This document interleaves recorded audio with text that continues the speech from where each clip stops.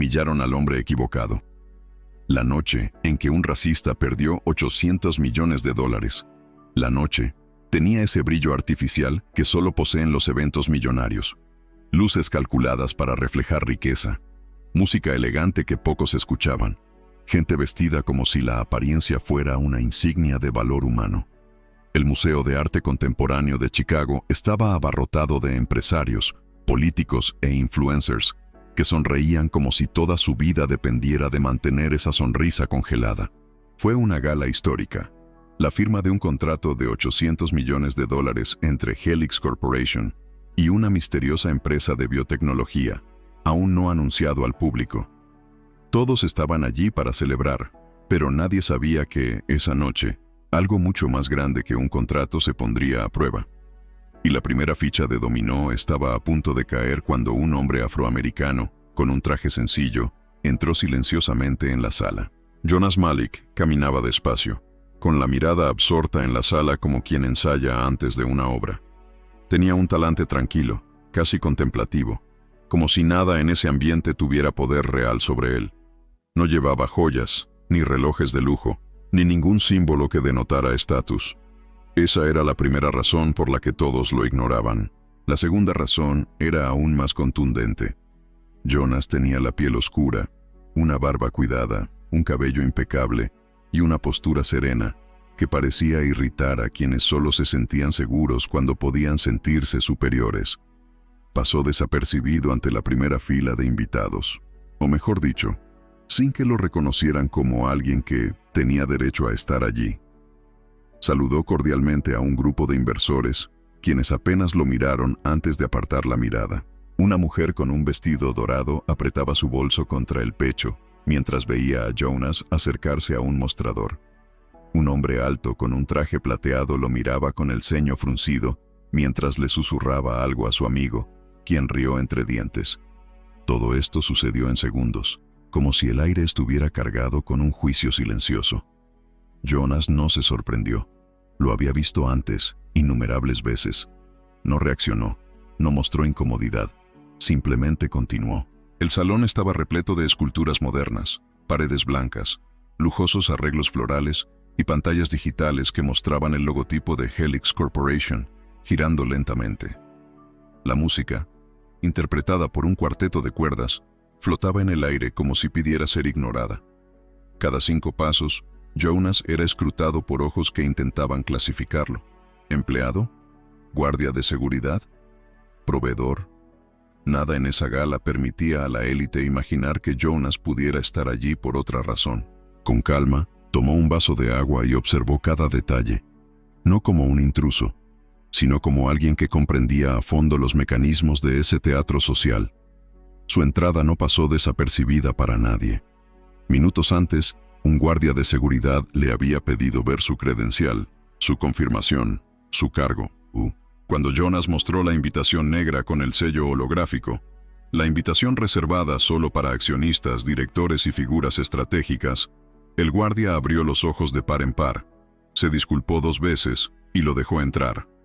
Aún así, ese primer gesto fue solo el comienzo de una noche entera de microagresiones. Mientras tanto, en el centro del salón, un grupo de empresarios celebraba con sus copas en alto. Entre ellos se encontraba Richard Whitman, director ejecutivo de Helix Corporation, un hombre alto y blanco con la sonrisa de quien jamás ha oído la palabra no. A su lado estaba su esposa, Laura Whitman, una mujer impecablemente vestida, ataviada con joyas suficientes para comprarse un pequeño apartamento. Eran la pareja a la que todos querían complacer. Y eso era precisamente lo que mantenía el ambiente de reverencia a su alrededor. El miedo a perder oportunidades, contratos o beneficios. Jonas observaba desde lejos. Sabía exactamente quiénes eran Richard y Laura. También sabía que esa noche no se trataba solo del contrato multimillonario que se firmaría en pocas horas, sino de la oportunidad de ver quién era realmente quién en ese ambiente. Jonas tenía una habilidad. Podía ver las verdades que la gente intentaba ocultar tras ropa cara y discursos ensayados. Interpretaba a los personajes como otros leen los informes financieros. En la pantalla principal, el presentador apareció con una energía exagerada. Damas y caballeros, esta noche no solo marca un hito para Helix Corporation, sino para el futuro de la tecnología médica mundial. Estamos a punto de presenciar una alianza sin precedentes, valorada en $800 millones. El público estalló en aplausos mesurados. Jonas, en silencio, se apoyó en una columna y respiró hondo. La noche apenas comenzaba, y sabía que lo peor estaba por venir. Mientras se celebraban los discursos, algunas personas empezaron a notar a Jonas, de pie estratégicamente, observándolo todo. Era como si su presencia, que antes parecía invisible, empezara a molestar. Una influencer comentó en voz baja: «Se está relajando demasiado la seguridad. Miren a ese tipo». Su amiga respondió: «Definitivamente no es un invitado». Una tercera añadió: «Me pregunto si la empresa de catering contrató a más gente hoy». Jonas sostenía el vaso con firmeza. No hacía nada, no reaccionaba, solo observaba. Así lidiaba con los prejuicios, dejando que la gente hablara, actuara, revelara quiénes eran en realidad, hasta que llegara el momento oportuno. Y mientras el brillo de la gala se reflejaba en los espejos gigantes, mientras la élite celebraba el contrato que cambiaría sus carreras, nadie, absolutamente nadie, imaginaba que el hombre al que juzgaban por su apariencia era el fundador, dueño y visionario detrás de la empresa que tanto querían conquistar, y que esa noche él sería el juez silencioso de todos ellos. Jonas Malik no nació rodeado de cristal, camareros y contratos millonarios. Nació en el lado olvidado de Atlanta, en un barrio donde las sirenas eran más comunes que los aplausos, y donde la idea de una gala benéfica parecía una broma privada. Hijo de una criada y un conductor de autobús, Jonas creció viendo a su madre llegar a casa oliendo a desinfectante, contando historias de casas donde la llamaban cariño en su cara y esa mujer a sus espaldas. Desde pequeño comprendió dos cosas: el talento sin oportunidades se convierte en silencio, y a los ricos les encanta creer que lo ven todo, pero casi nunca ven quién carga con el peso del mundo. En su adolescencia, Jonas descubrió un extraño amor por alguien que vivía rodeado de carencias.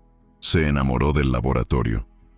Un profesor de ciencias, el único que se fijaba en él, lo dejaba quedarse después de clase trasteando con microscopios viejos y reactivos caducados, mientras otros compañeros soñaban con coches y ropa. Jonas estaba fascinado por las células, las combinaciones químicas, la posibilidad de crear algo que pudiera curar. La escuela carecía de recursos, los libros eran viejos, pero su curiosidad se renovaba cada mañana. Estudiaba solo, usaba la biblioteca pública como refugio y lo anotaba todo en cuadernos reutilizados. Cuando hablaba de convertirse en científico, oía risas. «Científico, apenas tienes dinero para el autobús, Jonas», decían. No discutía. Guardaba la humillación en el mismo lugar donde guardaba su antigua hambre, como combustible. Consiguió una beca parcial en una universidad, trabajando el turno de noche en un almacén para pagar el resto. Fue en los fríos pasillos de ese campus donde se topó con dos fuerzas que moldearían su vida: la ciencia y el racismo sofisticado. Ya no era el insulto directo de la calle, era la mirada de reojo al entrar en el aula avanzada, el profesor que olvidó mencionar su nombre en un proyecto, el colega que le dijo: «Solo estás aquí por las cuotas, tranquilo». En lugar de ceder, Jonas empezó a usar eso como barómetro. Cuanto más lo subestimaban, más se hundía. En pocos años publicó una investigación sobre nanotecnología aplicada a la regeneración de tejidos. Captó la atención de un grupo de inversores independientes y, discretamente, plantó la semilla de lo que un día se convertiría en Malik Biotech Solutions. Mientras muchos de su generación buscaban estabilidad en trabajos tradicionales, Jonas tomó un camino que asustó incluso a quienes creían en él. Emprender en la ciencia, ser negro, no tener un apellido famoso y no aparecer en una foto de revista. En los primeros años de la empresa, descubrió algo doloroso y predecible. Las ideas brillantes no bastan cuando la persona que las impulsa no encaja en la dinámica de poder. Las reuniones se reprogramaban cada vez que él aparecía. Las propuestas eran elogiadas, pero los contratos se adjudicaban a competidores con rostros más confiables. En una de las primeras rondas de inversión, un ejecutivo comentó: pensando que el micrófono estaba apagado. El proyecto es genial, el problema es el protagonista. Eso dolió, pero también moldeó la forma de pensar de Jonas. Decidió que, a partir de entonces, nunca más mendigaría un espacio donde el respeto fuera negociable. Así es como decidió operar de forma diferente. En lugar de convertirse en una figura pública, prefería que su nombre apareciera en documentos oficiales, no en portadas. Encargaba la presentación de proyectos a directores blancos cuando era necesario, no porque lo disfrutara, sino porque comprendía las deficiencias del mercado. Sin embargo, internamente, todos en la empresa lo sabían. Sin Jonas, nada existía. Él era la mente, el corazón y la columna vertebral de Malik Biotech. Y, a medida que la empresa crecía, se volvió más cuidadoso con las personas con las que se relacionaba.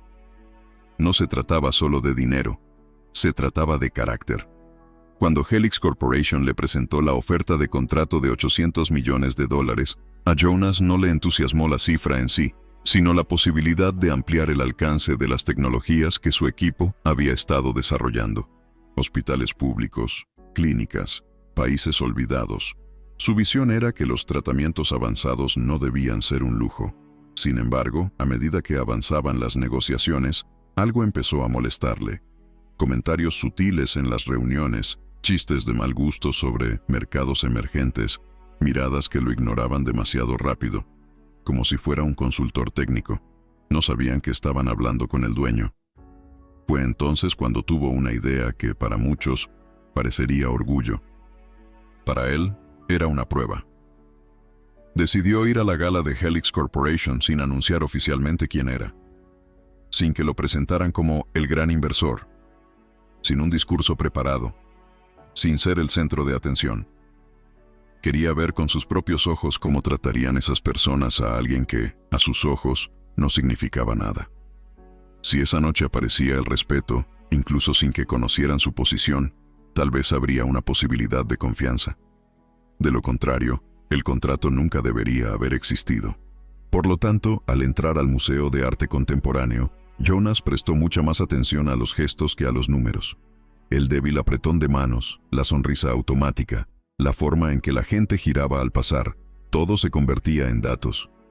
Mientras el presentador en el escenario hablaba de una colaboración histórica, observaba los rostros que algún día tendrían acceso a las tecnologías creadas por su equipo. Y la pregunta que resonaba en su interior no era si ese contrato sería rentable, sino si su empresa estaba a punto de unirse a una máquina construida sobre la deshumanización.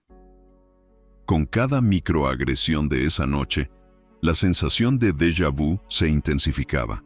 Era como volver a los pasillos de la universidad y oír de nuevo que solo estaba allí por el sistema. La diferencia radicaba en que ahora ya no era el estudiante que intentaba demostrar que merecía el puesto. Ahora era el hombre que blandía la pluma, capaz de firmar o destrozar el futuro de esa alianza. Y eso le daba a su serenidad una fuerza inconmensurable en esa sala. Mientras tomaba otro vaso, Jonas decidió no decir nada sobre quién era. No corregiría a nadie, no exigiría respeto a la fuerza. Simplemente dejaría que cada uno mostrara su verdadera cara. La prueba estaba en marcha. La elegante música del cuarteto llenaba el aire, pero no lograba disimular la extraña atmósfera que se formaba alrededor de Jonas. No necesitaba mirar directamente para notar que las microagresiones que estallaban a su alrededor no eran incidentes aislados, sino parte de una coreografía social familiar. Siempre comenzaban con una mirada fija, una ceja levantada, una postura defensiva, un sutil cambio de dirección para evitar el contacto. Eran pequeños gestos que, por sí solos, podían ignorarse, pero juntos contaban toda una historia, la historia de un entorno que solo respetaba a quienes encajaban en la estructura de poder. Jonas caminaba con pasos tranquilos, casi silenciosos, procurando no alterar el ritmo para los demás. No quería parecer tenso ni fuera de lugar, solo quería observar. A su izquierda, dos mujeres elegantísimas, cubiertas de joyas y perfume importado, interrumpieron su conversación al verlo acercarse.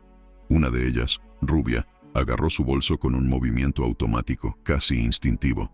Su amiga esbozó una sonrisa incómoda y dijo, lo suficientemente alto como para que él lo oyera: Seguridad debería controlar mejor a quién entra. La otra respondió, sí, este evento se está convirtiendo en una feria.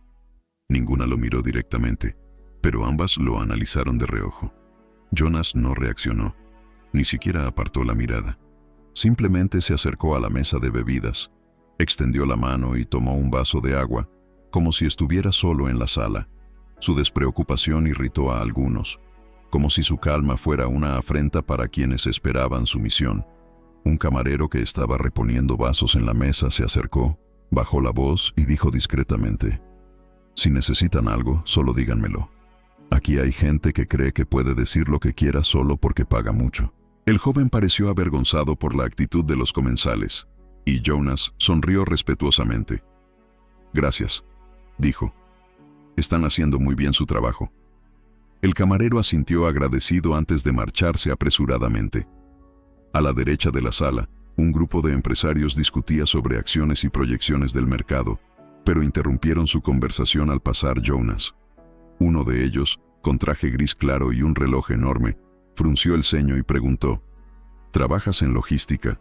El tono no era ofensivo, pero transmitía la presunción de alguien que jamás imaginó que un hombre negro pudiera estar en ese puesto por méritos propios. Jonas respondió con un simple no. El empresario se rió, pensando que Jonas bromeaba, y dijo, entonces estás en el equipo técnico, ¿verdad? Estos grandes eventos siempre necesitan apoyo. Jonas se limitó a sonreír levemente, dio un paso a un lado y siguió caminando. El hombre se quedó mirando, confundido, sin entender por qué la broma no había tenido sentido. El discurso en el escenario continuó, lleno de frases motivadoras y promesas de innovación, pero Jonas sabía que el espectáculo era solo una fachada. El verdadero carácter de una organización se revelaba entre bastidores, en interacciones espontáneas, en chistes que no deberían haberse contado, en expresiones que aparecían antes de que volvieran a ponerse la máscara social. Y eso fue exactamente lo que se dio cuenta al acercarse al bar, donde un pequeño grupo comentaba el evento. «Mira allá», dijo una mujer pelirroja, señalando discretamente a Jonas. «Debe ser alguien intentando mimetizarse». Un hombre a su lado respondió, «¿Con ese traje? Como mínimo, es alguien del personal de limpieza o de seguridad». Otro añadió, «Es increíble cómo estos eventos atraen a todo tipo de gente». Se rieron, entregándole a Jonas una colección de frases que había escuchado en docenas de versiones a lo largo de su vida. Pero lo que le llamó la atención no fueron sus prejuicios, sino la reacción de una joven negra que trabajaba de anfitriona cerca de la entrada del salón. Escuchó los comentarios, frunció el ceño y miró a Jonas con una mezcla de empatía y frustración. Estaba acostumbrada a presenciar este tipo de comportamiento y, peor aún, a vivirlo en carne propia. Cuando sus miradas se cruzaron, asintió levemente, casi imperceptiblemente. Fue un gesto de solidaridad silenciosa, de alguien que reconoce el dolor sin necesidad de explicaciones. Jonas le devolvió el gesto con un discreto asentimiento y siguió caminando. Estaba a punto de cruzar el pasillo cuando oyó pasos rápidos detrás de él. Se giró y se encontró con un guardia de seguridad alto y corpulento con expresión arrogante. «Disculpe, señor», dijo, aunque su tono no dejaba lugar a la disculpa. «¿Podría mostrarme su credencial de nuevo? Algunos huéspedes me han informado que podría estar en una zona restringida». Jonas respiró hondo. No era la primera vez esa noche, ni en su vida, que alguien lo detenía asumiendo que no pertenecía allí. Sacó la invitación negra del bolsillo interior de su chaqueta y se la mostró al guardia de seguridad. El hombre la leyó, dudó y cambió de postura rápidamente. «Ah, bien, bien. Disculpe las molestias, señor». Jonas respondió con calma. «No se preocupe. Solo está haciendo su trabajo». Pero en su interior, una parte de él percibió otra señal de la cultura organizacional que estaba investigando. Poco después, al acercarse a las escaleras que conducían al piso superior, un fotógrafo se colocó para tomar fotos oficiales de los invitados. Cuando Jonas intentó pasar, el fotógrafo tapó el objetivo con la mano y dijo, sin siquiera mirarlo, «Empleados, por favor, circulen por el otro lado». Jonas se detuvo, no porque se sintiera ofendido, sino porque se dio cuenta de que la situación se repetía. Todo esa noche, absolutamente todo, reforzó que esas personas solo reconocían valor cuando él llegaba vestido con evidentes privilegios. Y entonces, como si el destino lo hubiera orquestado a propósito, el momento que cambiaría el curso de la gala comenzó a gestarse. La esposa del director ejecutivo, Laura Whitman, cruzaba el pasillo hacia el bar. Vestida de oro, elegante, impecable, con un ojo experto para distinguir quién era alguien y quién nadie. Al ver a Jonas junto a una mesa vacía, su mirada cambió de inmediato. No era desdén, era esa expresión típica de quien mira algo que considera fuera de lugar. Se acercó con una copa de vino tinto en la mano. ¿Podrías llevar esto a la mesa número 7? Dijo, empujando el vaso hacia él. Y ese fue el primer movimiento que conduciría al completo desastre de la noche. Laura Whitman mantenía la postura típica de quien nació creyendo que el mundo era un escenario construido especialmente para ella. Cada paso estaba calculado, cada gesto pensado para comunicar poder, y cada persona que cruzaba su campo de visión se clasificaba automáticamente en 2 categorías: útil o irrelevante. Cuando sus ojos se posaron en Jonas, de pie tranquilamente cerca de una mesa auxiliar, el juicio fue instantáneo. No hubo ni un instante de duda. Para ella, él no era un invitado, y mucho menos alguien importante. Era alguien a su servicio, un extra, un cuerpo disponible para cargar con lo que ella no quería cargar. Levantó su copa de vino tinto con la mano derecha, caminó hacia él sin disimular su desdén, y cuando estuvo lo suficientemente cerca, levantó la barbilla, como hacen quienes solo hablan con sus subordinados. ¿Podrías llevar esto a la mesa 7? Dijo, sujetando la copa con las yemas de los dedos, como si tocarla demasiado tiempo fuera incómodo. Jonas miró brevemente la copa, luego a ella, con esa misma expresión tranquila que incomodaba a tanta gente en esa sala. No, respondió simplemente. No había agresión ni irritación. Fue solo una respuesta neutral y directa que dejó a Laura completamente desconcertada. Parpadeó 2 veces, sorprendida por la audacia de lo que interpretó como insubordinación. «Disculpe», dijo, acercándose y frunciendo el ceño. «Trabaja aquí, ¿no?» El tono, aunque bajo, tenía la rigidez de alguien acostumbrado a ser obedecido sin rechistar. Jonas mantuvo la voz firme pero suave. «Yo no trabajo». Fue la primera grieta en la máscara de Laura. Esbozó una breve sonrisa sarcástica, de esas que usa para revivir una humillación que creía haber sufrido. «Claro que trabajas. No hace falta que finjas, solo hazme un favor». Extendió el vaso una vez más, casi rozando el pecho de Jonas. Él retrocedió un paso, pero sin perder la compostura. Antes de que pudiera responder, el sonido de pasos rápidos resonó tras ellos. Richard Whitman, director ejecutivo de Helix Corporation, se acercó con paso autoritario. Había observado la escena desde lejos y, como cualquier hombre acostumbrado al poder, sintió la necesidad de intervenir, no por justicia, sino para reafirmar su postura ante el personaje que consideraba un empleado insolente.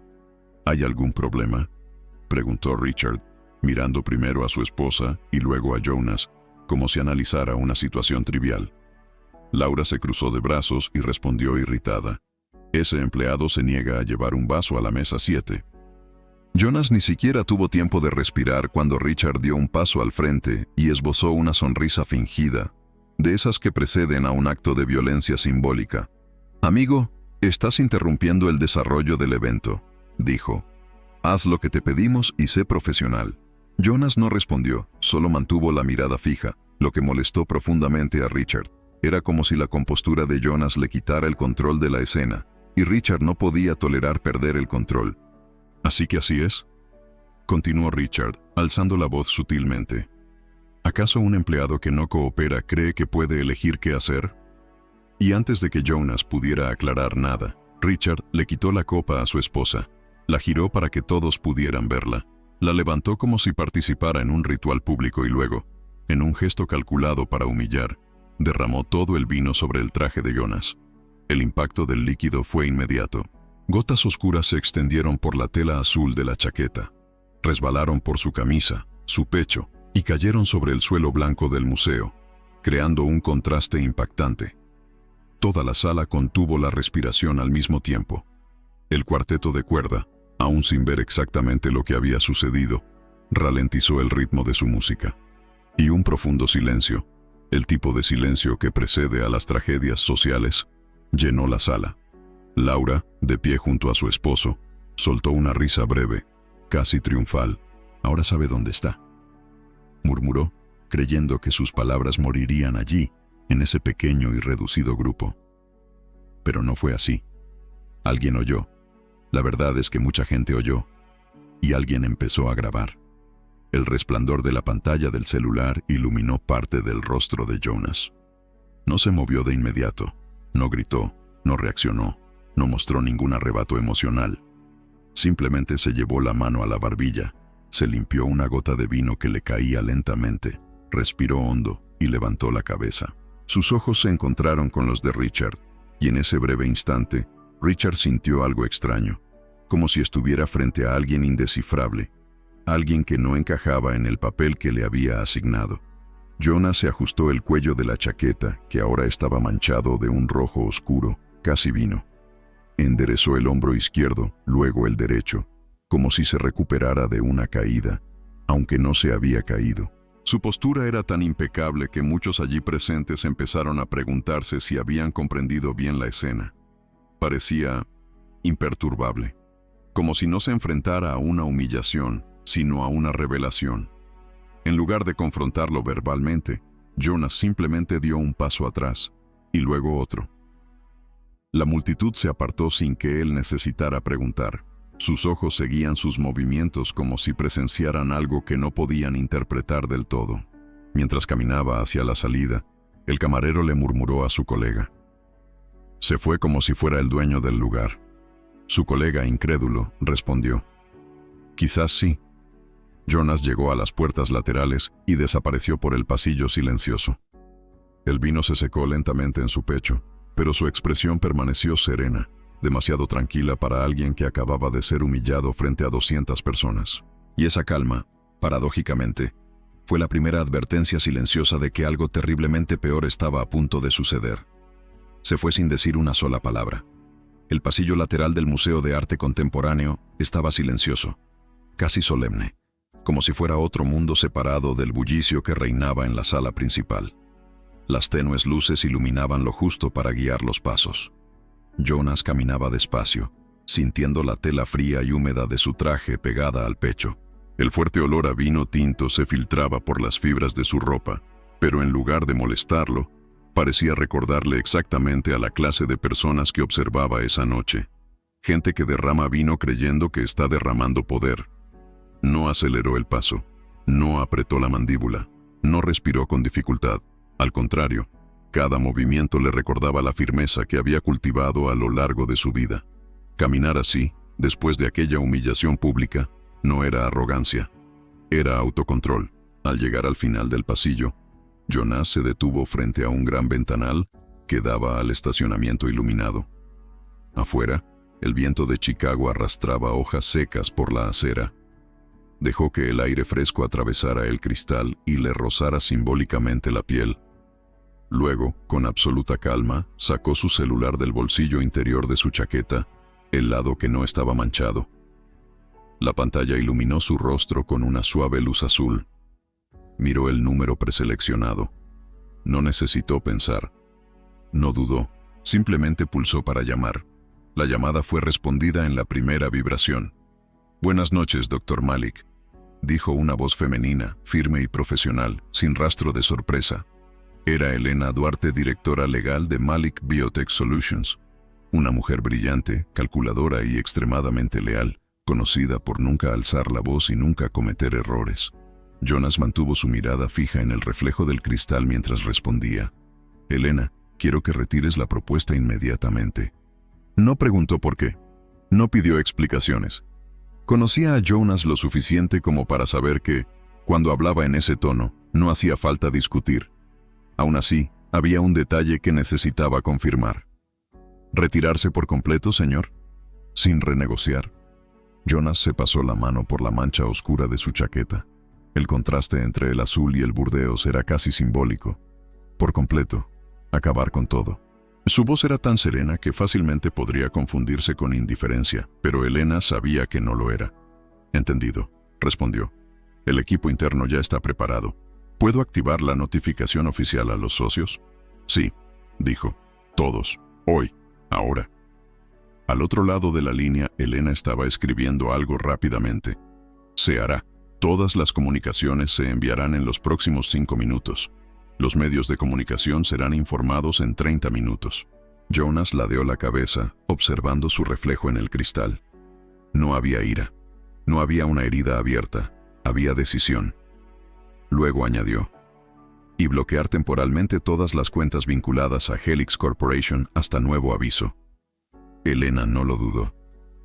Ya se está solucionando. Durante unos segundos, ninguna de las partes habló. El silencio no era incómodo, era estratégico. Entonces, como si concluyera un capítulo, Jonas dijo: Gracias, Elena. A su servicio, doctor. Malik, respondió antes de finalizar la llamada. El teléfono colgó con un clic seco. Jonas se quedó allí un momento, guardándose el dispositivo en el bolsillo, y cerró los ojos un instante. Esa decisión no nació de la ira, sino de la claridad, de la absoluta certeza de que jamás permitiría que una empresa dirigida por personas arrogantes y racistas, cegadas por sus propios privilegios, participara en un proyecto diseñado para salvar vidas. Respiró hondo y volvió a caminar. Pasó junto a una pareja que esperaba el ascensor.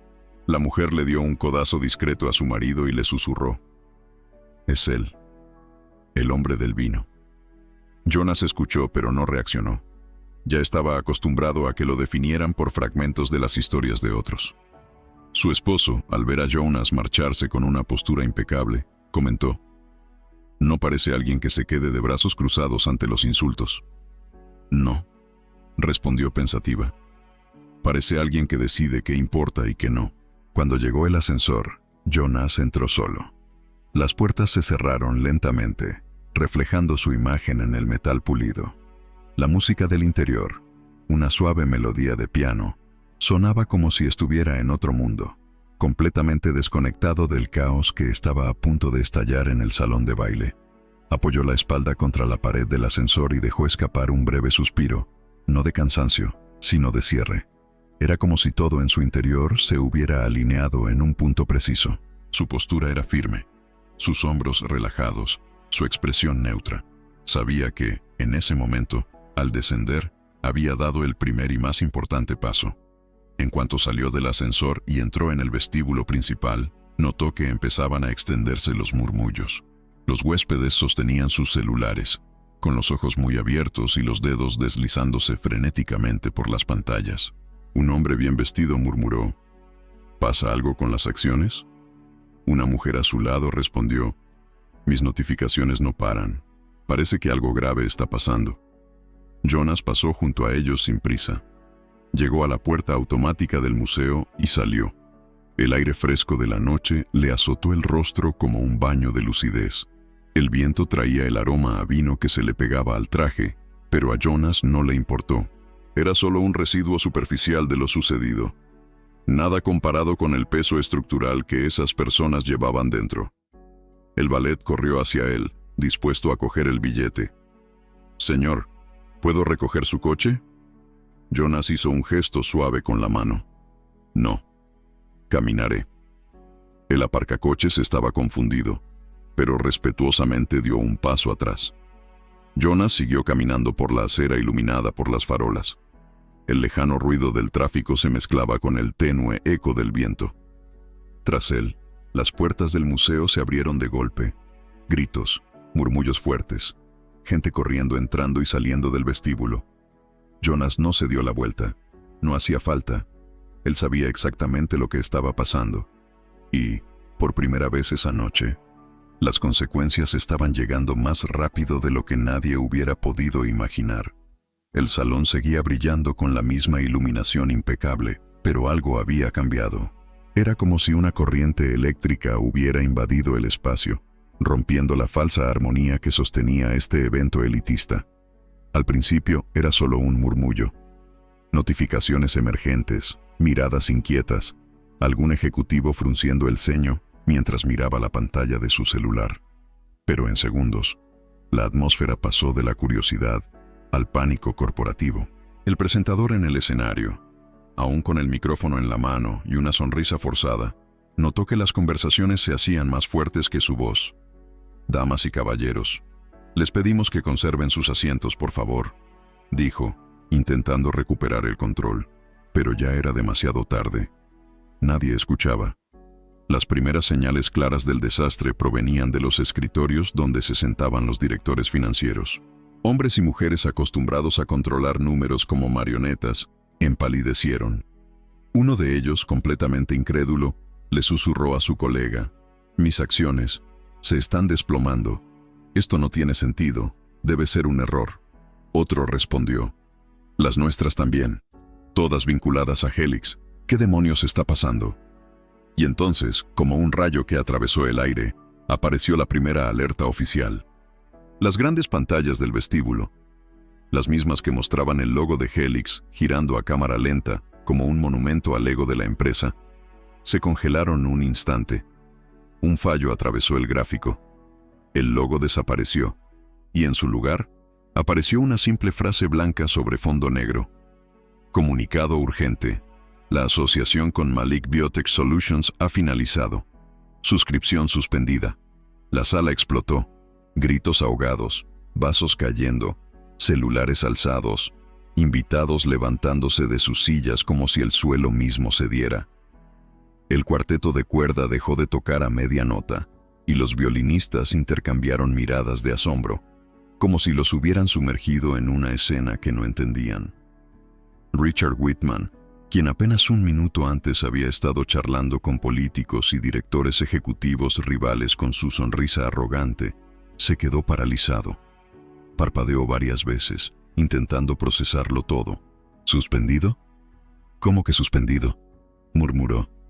Se acercó a uno de los directores y lo agarró del brazo con impaciencia. ¿Qué pasa? Habla.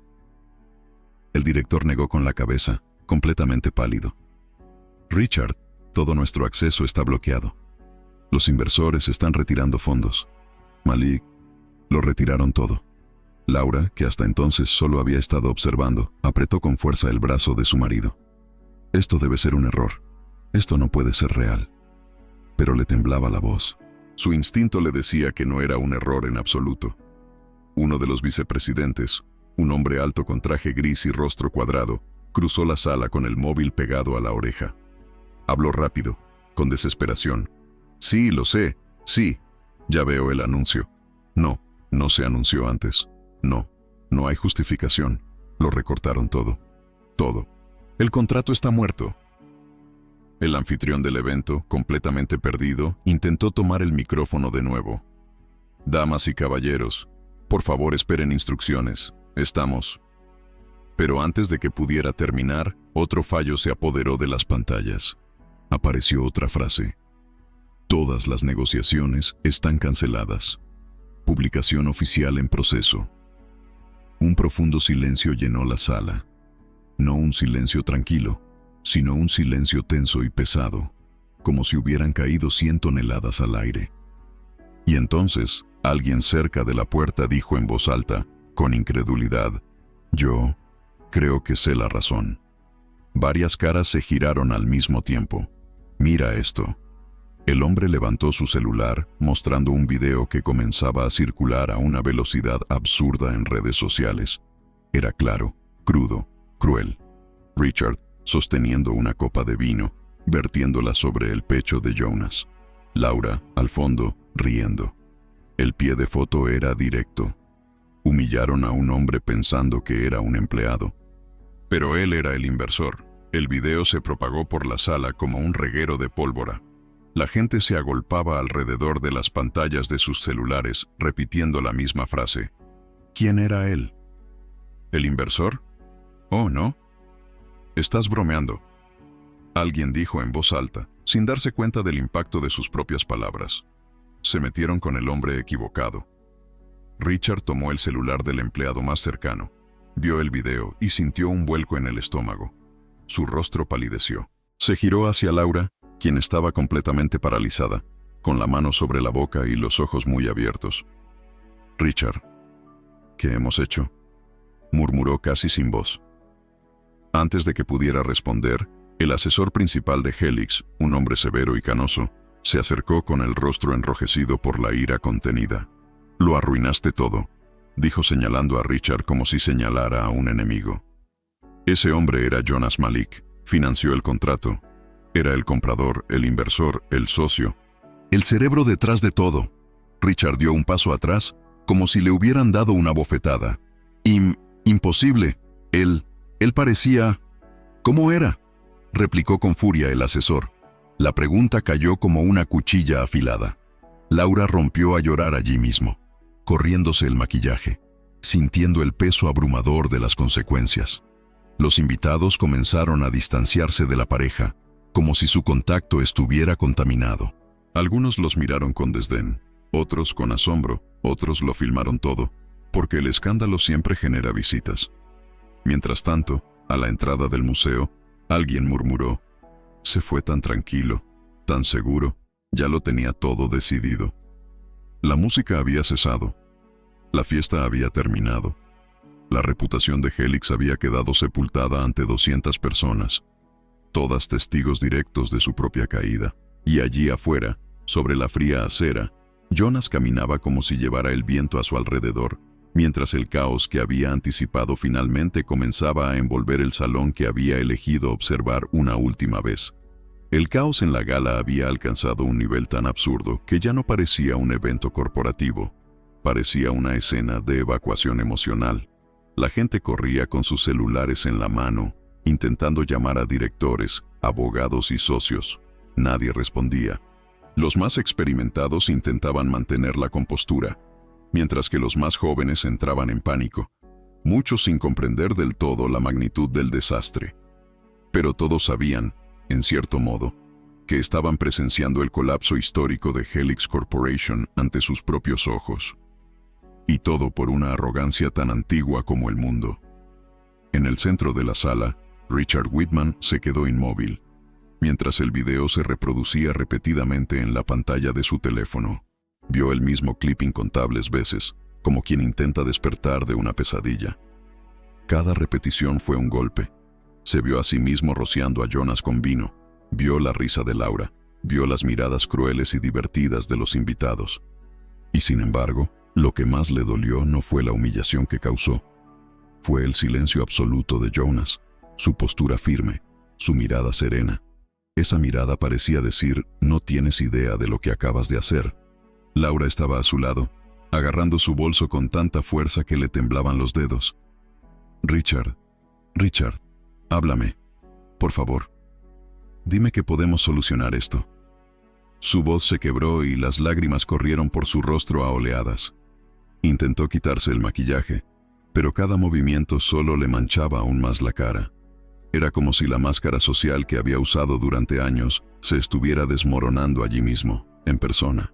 El asesor de mayor rango regresó, ahora con una tableta en la mano y el rostro aún más rojo. «Malik Biotech acaba de emitir un segundo comunicado público», anunció, lanzando la tableta sobre la mesa con tanta fuerza que volcó un tazón. Todos se reunieron para leer. El comunicado fue directo. Asociación terminada por incompatibilidad ética e institucional. La palabra ética pareció atravesar a Richard como un veredicto final. Se sentó, sintiendo finalmente que el peso de sus piernas cedía, y apoyó el codo en la mesa. «Incompatibilidad ética», repitió, casi en shock. «Nos están acusando». «Sobre racismo, Richard», terminó el asesor canoso. «Sobre comportamiento poco profesional, sobre irresponsabilidad moral, sobre violar los valores de la sociedad. Nos lo diste todo en bandeja de plata». A su alrededor, los ejecutivos intentaban controlar los daños en tiempo real. Un gerente gritó por teléfono: «Lo sé que se está cayendo. Estoy intentando ver qué pasó, pero...». La llamada se cortó. Otro, desesperado, dijo: «La prensa ya está afuera. ¿Quién permitió que se filtrara esto tan rápido?». Alguien más, con el móvil en la mano, intentó argumentar: Quizás no sea tan grave. Quizás se pueda revertir. Pero la frase murió inmediatamente cuando una nueva notificación sonó en los celulares del salón. Malik Biotech confirma la terminación completa de las negociaciones. Todos los accesos y cuentas de Helix Corporation han sido congelados. Asociaciones internacionales suspendidas. Comunicación oficial remitida a la SEC. Ese fue el golpe final. Quienes antes habían celebrado con champán comenzaron a marcharse en silencio. Algunos intentaron salir discretamente por un lateral. Otros, derrotados, se desplomaron en sillas vacías. El cuarteto de cuerda guardó rápidamente sus instrumentos, al darse cuenta de que no había más música que tocar esa noche. El ambiente, antes arrogante y ensayado, era ahora un campo de batalla corporativo, lleno de cuerpos emocionales desmoronados. Y entonces, en medio del creciente ruido de argumentos desesperados, alguien en un rincón de la sala dijo lo suficientemente fuerte como para hacer eco. Lo recuerdo, lo vi entrar. Seguridad lo detuvo. Pensaron que era un proveedor de servicios. Otra persona respondió.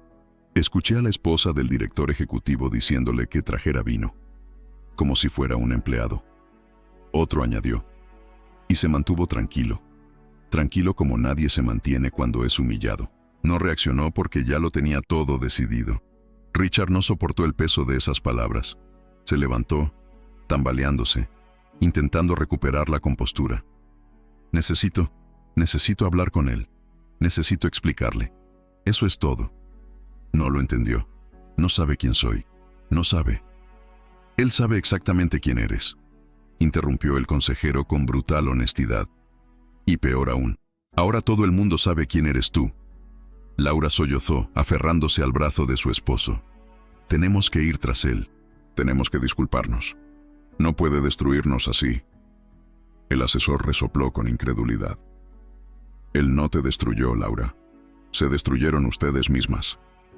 Él solo presionó el botón que ya estaba ahí, esperando. Entonces, un fuerte sonido resonó por el pasillo. El sonido de la puerta principal de cristal al abrirse de golpe. Apareció un grupo de reporteros, con las cámaras preparadas y los flashes disparados. El equipo de seguridad intentó detenerlos, pero ya era demasiado tarde. Se levantaron los micrófonos. Las preguntas comenzaron a surgir como flechas. ¿Es cierto que Helix cometió actos racistas contra el fundador de Malik Biotech? ¿Es auténtico el video? ¿Helix responderá a las acusaciones? ¿Se canceló la gala por comportamiento discriminatorio? Richard, ¿vas a dimitir? Richard retrocedió como si le dispararan. Las palabras lo impactaron sin piedad. Laura se cubrió la cara con las manos. El salón, antaño un templo de ostentación social, se había convertido en un escenario de vergüenza pública.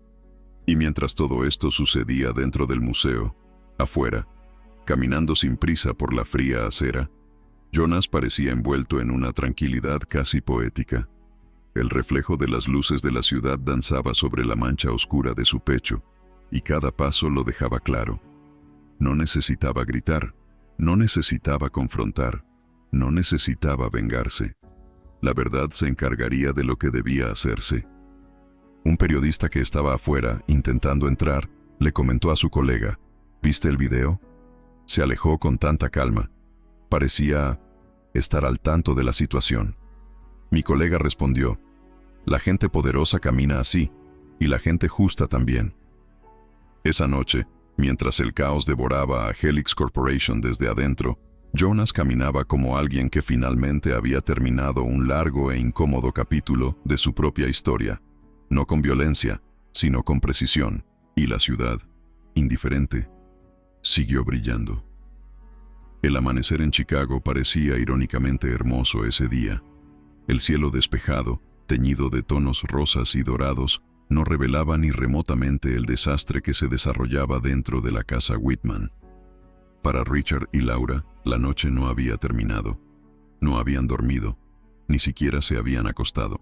Su sala estaba llena de portátiles abiertos, tabletas con notificaciones incesantes, celulares vibrando sin parar.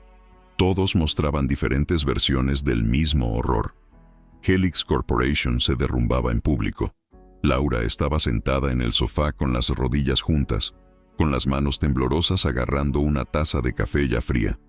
Sus ojeras eran profundas y su rímel corrido no se había eliminado por completo. De vez en cuando miraba su teléfono como esperando que milagrosamente dejara de vibrar. No lo hizo. Richard, por favor, dime si hay alguna posibilidad de recuperar esto. ¿Alguna posibilidad?, susurró, casi suplicando. Richard llevaba de pie desde las 5 de la mañana, con el móvil pegado a la oreja, intentando contactar con socios internacionales. Su cabello despeinado, su camisa arrugada y su rostro desgarrado por la desesperación contaban toda la historia de la noche que había vivido.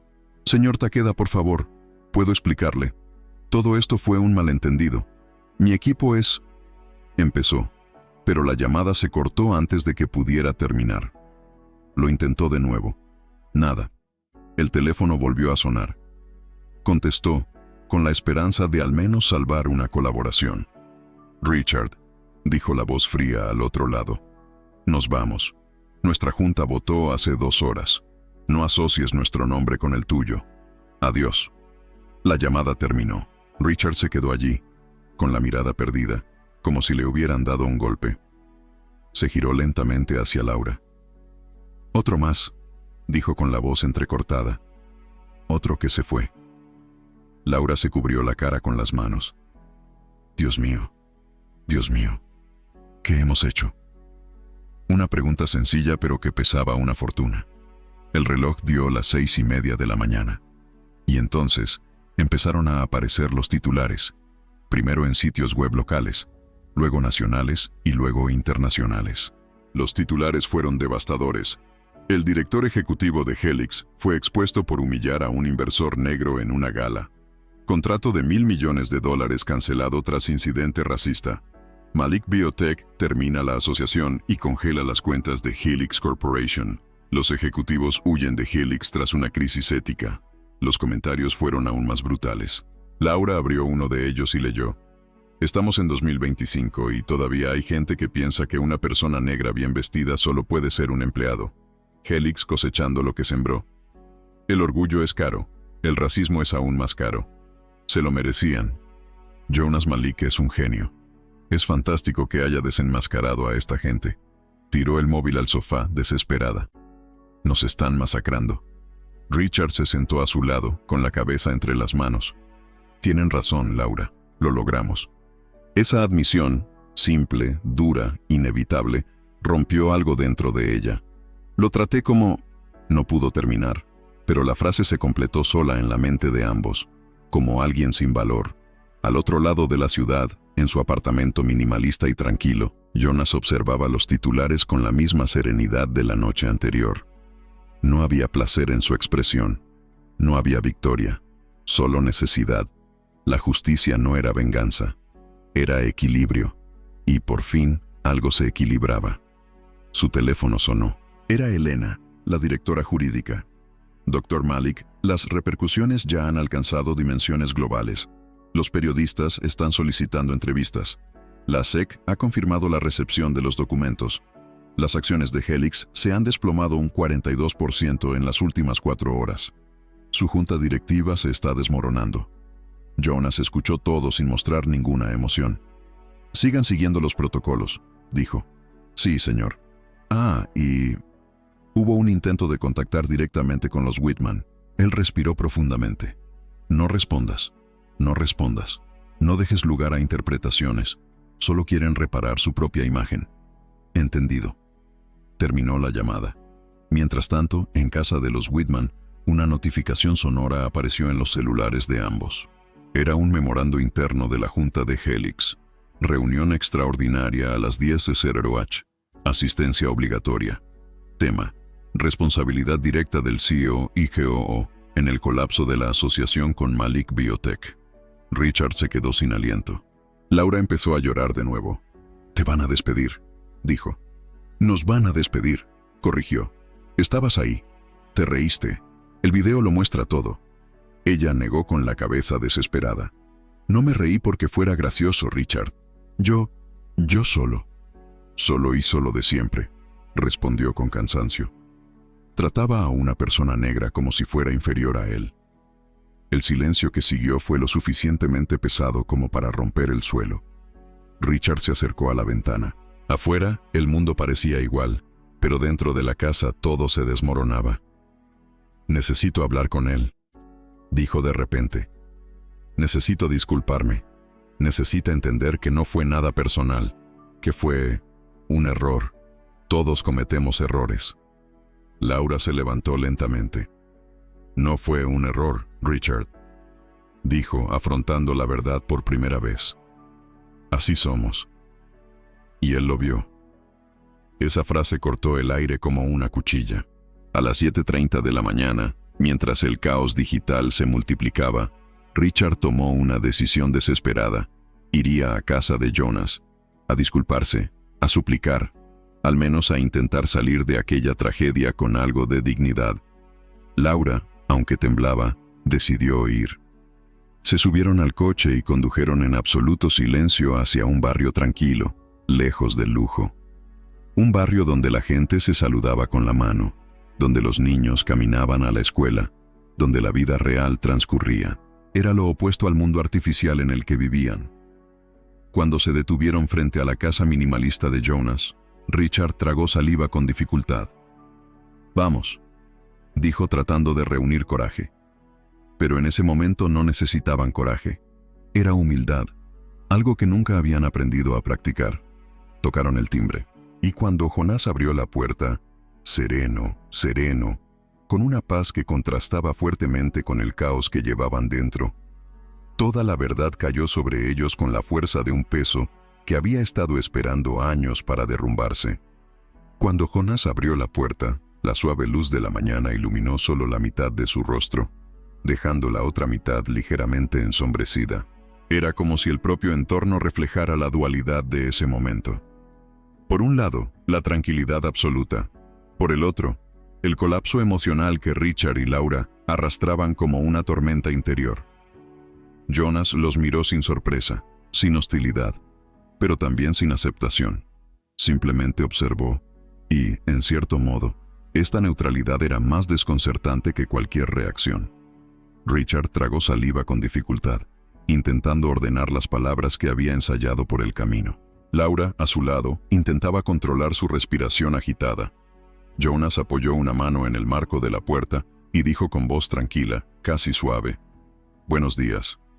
No había ironía, no había provocación. Era solo un saludo civilizado, pero que sonaba casi cruel por el contraste entre su serenidad y el estado deplorable de sus visitantes. «Jonas, señor Malik, tenemos que hablar», dijo Richard con voz temblorosa, como si terminar esa frase le costara más energía de la que podía soportar. Jonas ladeó ligeramente la cabeza, manteniendo una expresión neutral. «¿Sobre qué?» Richard respiró hondo. «Sobre lo de ayer. Sobre lo que pasó en la gala. Cometimos un error. Cometimos un terrible error. Y estamos aquí para disculparnos». Laura dio un paso al frente y, con la voz quebrada, añadió: «Fuimos arrogantes, prejuiciados, estúpidos. Fuimos todo eso y no hay excusa. Solo, por favor, denos la oportunidad de explicarnos». Jonas no respondió de inmediato. Los observó con una paciencia casi incómoda, como dándoles espacio para comprender el verdadero peso de esas palabras.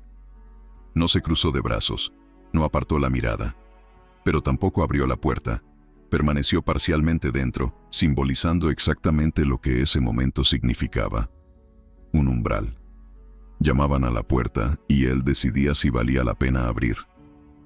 Cuando finalmente habló, su voz era lo suficientemente firme como para atravesar cualquier intento de suavizar los hechos. «¿Quieres disculparte por lo que me hiciste o por lo que perdiste?» Richard y Laura se quedaron congelados. Era una pregunta que ninguno de los dos estaba preparado para escuchar. Una pregunta que revelaba que Jonas veía más de lo que la gente intentaba ocultar. No se trata del contrato», dijo Richard rápidamente. Se trata de ti, de cómo te tratamos. Nosotros». Jonas levantó la mano suavemente, interrumpiendo. «Me trataste como tratas a cualquiera que crees que está por debajo de ti. Esta vez no lo estuve». Silencio absoluto. Laura bajó la mirada y las lágrimas comenzaron a brotar de sus ojos. Richard abrió la boca, pero no pudo decir nada. Jonas continuó. No sabías quién era yo, y eso, para mí, fue la prueba perfecta. Porque si el respeto solo surge cuando alguien tiene poder, entonces no es respeto, es egoísmo. Laura se llevó la mano a la boca.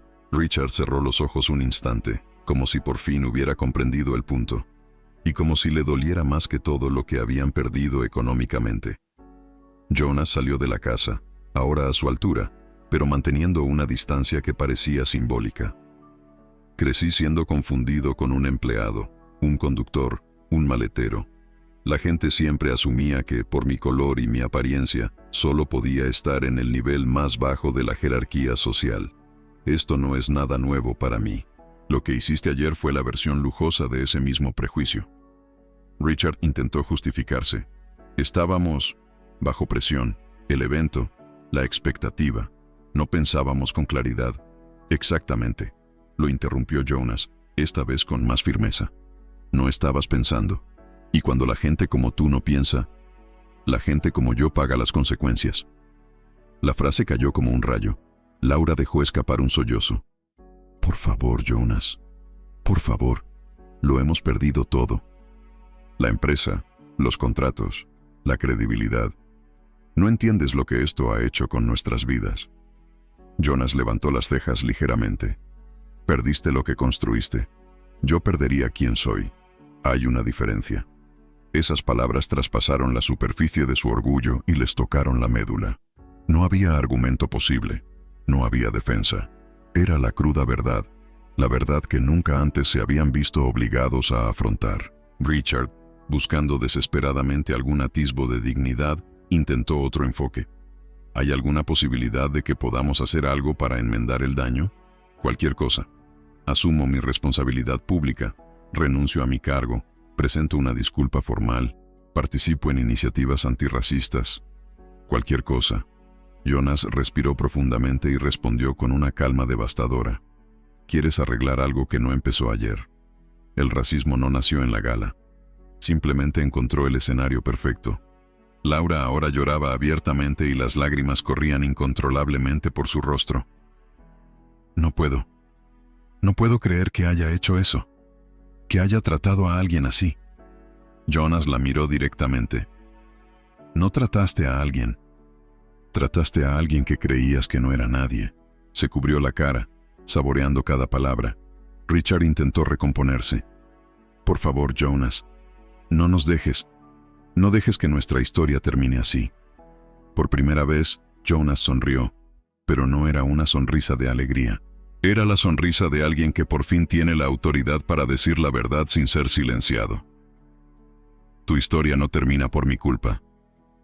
Termina porque nunca viste lo que tenías frente a ti. Luego dio un paso atrás, posicionándose nuevamente en la entrada de la casa. El trato se acabó, la confianza se acabó, y también mi puerta. Laura sollozó a gritos. Richard intentó extender la mano, pero se detuvo en el aire, como si comprendiera que cruzar esa línea sería una intromisión. Jonas terminó con una frase que quedaría grabada para siempre en la memoria de ambos. Ve con cuidado. El mundo es demasiado pequeño para la arrogancia y lo suficientemente grande para las consecuencias. Luego cerró la puerta lentamente, sin violencia, sin prisa, sin ira. Y fue precisamente esta calma la que dividió a los Whitman en dos. Cuando la puerta se cerró, el suave sonido del pestillo pareció más fuerte de lo debido. Para Richard y Laura, esto no era solo el final de una conversación, sino el final de una etapa en sus vidas. Se quedaron inmóviles unos segundos, mirando la madera como esperando que se abriera de nuevo, como si Jonas cambiara de opinión, como si hubiera una última oportunidad para arreglarlo todo. Pero no pasó nada.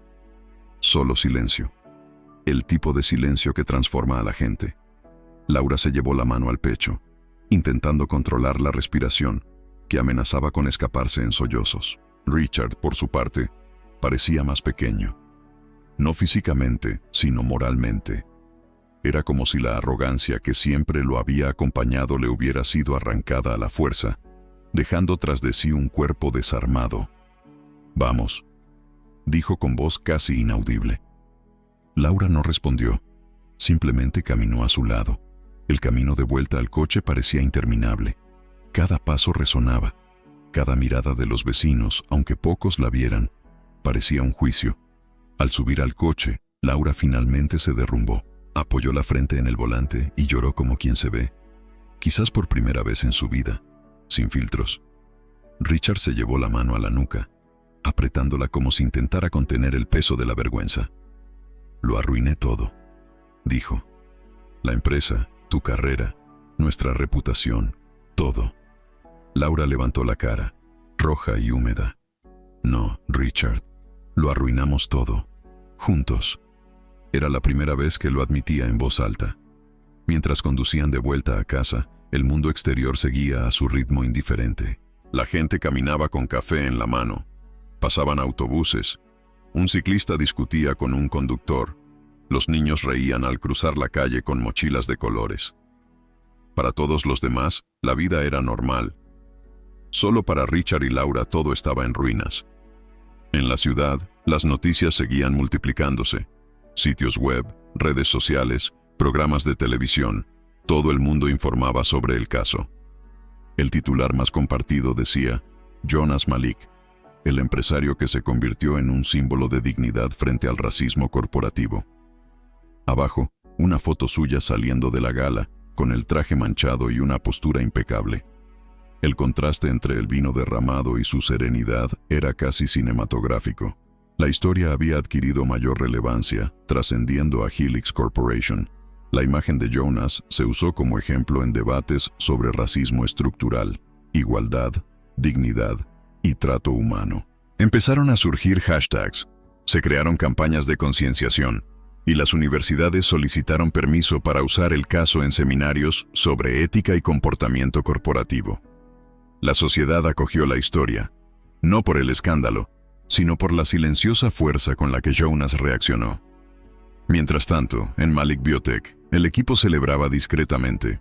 No celebraban la caída de Helix, sino el liderazgo de Jonas, su integridad y su valentía al no asociarse con nada que fuera contrario a sus valores. Los empleados lo admiraban no solo como jefe, sino como un modelo a seguir. Era común escuchar frases como «nos protegió» y «no permitió que nos pisotearan». Para muchos jóvenes negros de la empresa, Jonas era más que un director ejecutivo. Era la prueba viviente de que la dignidad no es negociable. Sin embargo, a Jonas no le interesaba la visibilidad. Rechazó entrevistas, ignoró invitaciones a debates públicos y se centró en ampliar el enfoque de su empresa hacia proyectos sociales. Se reunió con su equipo y anunció algo inesperado. Quiero crear un fondo para jóvenes científicos que no tienen acceso a laboratorios decentes. Quiero que tengan lo que yo no tuve. A varios empleados se les iluminaron los ojos. Era típico de él convertir el dolor en propósito.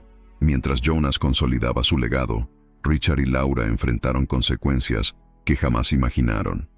Ese mismo día, a las 10 de la mañana, asistieron a la reunión de emergencia de la junta directiva de Helix. Entraron en la sala como dos fantasmas. Todos los miembros de la junta estaban allí, con el rostro impasible, los dispositivos sobre la mesa, con informes que mostraban la brutal caída del precio de las acciones.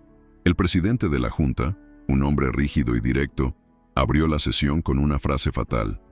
Señor Whitman, señora Whitman, han convertido una velada de celebración en un desastre institucional. Richard intentó discutir, pero el presidente levantó la mano. No hay defensa posible. Tenemos grabaciones. Tenemos testigos. Tenemos un colapso financiero que podría haberse evitado. Y, sobre todo, tenemos un comportamiento vergonzoso que contradice todo lo que esta empresa dice representar.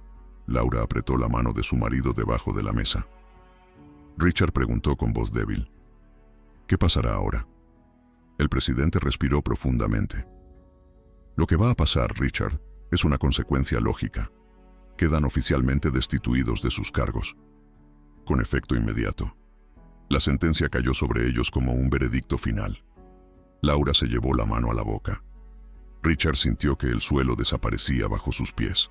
La reunión continuó con debates sobre daños, planes de emergencia e intentos de supervivencia corporativa. Pero, en el fondo, todos lo sabían. Sin contrato, sin reputación, sin la confianza pública, Helix estaba prácticamente condenada. Era solo cuestión de tiempo antes de que fuera absorbida, desmantelada o declarada insolvente. Richard y Laura salieron de la habitación sin decir palabra. Ya no eran figuras poderosas. Ya no eran modelos a seguir. Ahora eran el ejemplo mundial de cómo la arrogancia y los prejuicios pueden destruir no solo carreras, sino legados enteros. En los días siguientes, intentaron empezar de cero. Laura empezó terapia. Richard buscó grupos de concienciación racial. Empezaron a ver defectos en sí mismos que nunca antes habían notado. Tomó tiempo y dolió, pero el proceso de humanización comenzó. Por primera vez, aprendieron que el respeto no es moneda de cambio, es fundamental. ¿Y Jonás? Jonás continuó su vida con la misma calma que tenía al salir del evento. No guardaba rencor. No albergaba resentimiento. Simplemente siguió adelante, guiado por la certeza de que el carácter se revela en los detalles y que la dignidad silenciosa a veces habla más fuerte que cualquier discurso. Una frase que dijo en la reunión final comenzó a circular en las redes sociales, convirtiéndose casi en un mantra. El mundo es demasiado pequeño para la arrogancia y lo suficientemente grande para las consecuencias. Y esa frase resonó no solo en la vida de los Whitman, sino en la conciencia de miles de personas que vieron desarrollarse la historia desde lejos y, por primera vez, se vieron obligadas a repensar cómo miran a quienes los rodean. Los días posteriores al escándalo marcaron un cambio profundo, no solo en la vida de los involucrados, sino también en la percepción pública de la dignidad, el racismo corporativo y el verdadero peso de las decisiones humanas. Mientras el mundo discutía, compartía y analizaba cada segundo del incidente, Jonas Malik se mantuvo tan sereno como desde el principio. Su actitud tranquila, firme y extraordinariamente digna se estaba convirtiendo en símbolo de algo más grande de lo que él mismo pretendía. No era fama lo que buscaba, sino justicia. Y, de alguna manera, la justicia encontró un rostro en él. Sin embargo, Jonas se mantuvo al margen del revuelo. No concedió entrevistas, no publicó declaraciones personales, no intentó construir ninguna narrativa sobre lo sucedido. Quienes lo conocían lo sabían. No necesitaba hacerlo. Su comportamiento, en sí mismo, ya contaba la historia. En la oficina de Malik Biotech, los empleados comentaban en los pasillos, admirando cómo gestionaba todo. Muchos que ya lo respetaban, vieron cómo ese respeto se transformaba en inspiración. Otros, especialmente los jóvenes negros que trabajaban en la empresa, se sintieron vistos, representados y empoderados. La actitud de Jonas demostró, en la práctica, que la dignidad no es una postura ensayada, sino una convicción profunda. Mientras tanto, en otra parte de la ciudad, Richard y Laura Whitman se enfrentaron a conflictos que jamás imaginaron. Ambos fueron despedidos oficialmente de Helix, perdiendo el derecho a voto, los beneficios ejecutivos y teniendo que entregar los coches y tarjetas de crédito de la empresa. La empresa intentó sobrevivir durante unos meses, emitiendo comunicados públicos, anunciando nuevos planes de cumplimiento y creando apresuradamente comités de diversidad, pero nada funcionó. La marca Helix ya se había convertido en sinónimo de arrogancia, abuso de poder y discriminación. No pasó mucho tiempo antes de que los inversores abandonaran el barco por completo y los distribuidores rompieran los contratos. La caída de Helix se convirtió en un caso de estudio en las escuelas de negocios, pero no por el motivo que Richard siempre había soñado. Imaginaba ver su empresa como un ejemplo de innovación. En cambio, se convirtió en un ejemplo de cómo el racismo puede destruir instituciones enteras. El impacto fue tan profundo que incluso las grandes corporaciones comenzaron a revisar sus procedimientos internos por temor a repetir el mismo error. De forma inesperada, Jonas había desencadenado un movimiento silencioso de autoconciencia en el mundo corporativo. Pero su legado fue más allá de eso. Semanas después del incidente, Jonas convocó una conferencia de prensa. No en un hotel de lujo ni en un auditorio gigante, sino en una escuela pública del barrio donde creció. El auditorio era sencillo, con sillas de plástico y paredes cubiertas de carteles hechos por estudiantes. Cuando entró, muchos niños lo miraron con genuina admiración, incluso sin comprender del todo quién era. Para ellos, era simplemente el hombre importante que venía a hablar de ciencia. Los periodistas estaban confundidos. Esperaban que Jonas hiciera declaraciones sobre Helix, sobre su victoria moral, sobre el escándalo. Pero cuando subió al pequeño escenario improvisado y ajustó el micrófono, su mensaje fue completamente diferente. Sé que muchos esperaban que hablara de lo que pasó hace semanas. Comenzó con voz tranquila, pero no vine a hablar de la caída. Vine a hablar de la construcción. El público escuchó atentamente. Jonas continuó. Cuando tenía la edad de muchos de estos jóvenes, la única ciencia que conocía estaba en libros viejos o microscopios rotos. Y sin embargo, mi sueño nació allí. Nació pequeño, pero era mío. Hoy puedo hacer más. Por eso estoy aquí para anunciar el Fondo Malik para jóvenes científicos. Los periodistas finalmente entendieron. Jonas estaba transformando el dolor colectivo en una oportunidad real. El fondo, explicó, ofrecerá becas, acceso a laboratorios, mentoría, equipo y oportunidades para estudiantes que nunca han tenido las puertas abiertas. Quiero que tengan lo que yo nunca tuve. No quiero que nadie sea infravalorado antes de siquiera ser visto. El auditorio estalló en aplausos. Los profesores lloraron. Los estudiantes sonrieron. Era el antítesis perfecto de la fastuosa gala. No había arrogancia, ni humillación, ni jerarquías sociales. Solo gente que creía en el futuro. Al final de la conferencia de prensa, un periodista preguntó: «Señor Malik, ¿considera que ganó esta historia?». Jonas pensó unos segundos antes de responder. ¿Ganar? Sonrió suavemente. No quería ganar. Simplemente no quería perderme. Esta frase se ha reproducido en miles de perfiles de Internet. Se ha convertido en una cápsula de sabiduría. Una verdad que ha trascendido clases sociales y contextos. Porque, al fin y al cabo, eso es exactamente lo que era. Jonás no buscaba la victoria, solo la justicia y la integridad. Mientras el mundo descubría esta nueva versión de Jonas, Richard y Laura se enfrentaron a un camino diferente, uno doloroso de reconstrucción personal. La terapia que Laura comenzó no fue sencilla. Lloraba en casi todas las sesiones, confrontando sombras internas que había evitado toda su vida. Richard participó en grupos de estudio sobre igualdad racial, escuchó historias que nunca antes se había detenido a escuchar y aprendió a disculparse sin justificar sus acciones. Empezaron a apoyar ONG, a visitar comunidades y a participar en eventos de concienciación, pero no para limpiar su imagen. Por primera vez, lo hacían porque comprendían que necesitaban cambiar. Ninguna de estas acciones borró lo que habían hecho. Ninguna eliminó el dolor. Pero algo importante comenzó: la rendición de cuentas. Vivían lejos de las cámaras, del poder y de los privilegios fáciles. Irónicamente, encontraron allí una extraña libertad, la libertad del ego. Y Jonás continuó su camino. Continuó liderando su empresa, invirtiendo en los jóvenes, siendo quien siempre fue: firme, tranquilo, respetuoso, inflexible. En un mundo que intenta convertir todo en espectáculo, Jonas siguió siendo lo que siempre fue: la verdad. Meses después, durante una conferencia sobre ética empresarial, un estudiante preguntó: «Señor Malik, si pudiera volver atrás en el tiempo, ¿lo haría todo igual otra vez?». Jonás pensó, y él respondió: «No elegí ser humillada, pero elegí qué hacer con ella. Y si la vida me diera la misma opción, volvería a elegir la dignidad». Toda la sala quedó en silencio. Luego concluyó con las palabras que se convertirían en su firma: «Respeta a las personas cuando no sabes quiénes son». Con estas palabras concluyó la conferencia. Y ahora concluyen también esta historia.